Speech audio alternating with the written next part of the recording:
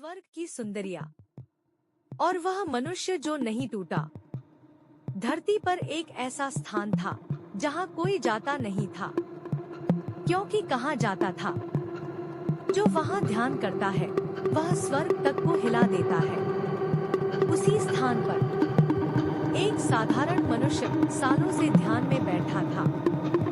न उसने किसी से कुछ मांगा, न किसी को चुनौती दी, बस चुपचाप ईश्वर का नाम लेता रहा।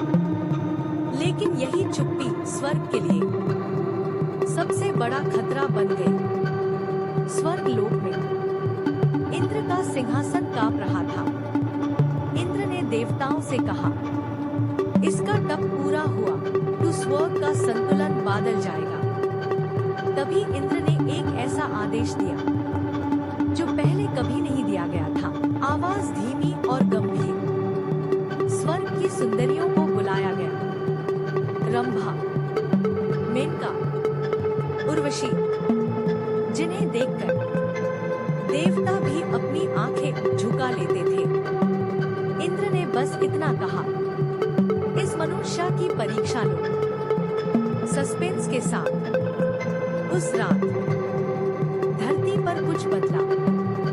हवा में मधुर संगीत घुल गया। पायल की आवाज, हंसी, नृत्य, स्वर्ग धरती पर उतर आया था। लेकिन वह मनुष्य अब भी आंखें बंद किए बैठा था। एक अप्सरा उसके पास आई। उसके कान के पास झुककर बोली, हम स्वर्ग की सुंदरिया है। मनुष्य ने आंखें नहीं खोली। दूसरी अप्सरा ने कहा, तुम जो चाहोगे हम दे देंगे। फिर भी वह नहीं हिला। तभी सबसे सुंदर अप्सरा ने पूछा, तुम्हें डर नहीं लगता कि तुम हम सबको ठुकरा रहे हो? लंबा पॉज। मनुष्य ने धीरे से आंखें खोली। चेहरे पर ना लालच था, ना भय। उसने शांत स्वर में कहा, मैं तुम्हें ठुकरा नहीं रहा, मैं अपने मन को जीत रहा हूँ। तुम सुंदर हो, पर तुम भी नश्वर हो। जिस चीज का अंत हो, मैं उससे बंधना नहीं चाहता। अप्सराएं स्तब्ध रह गई।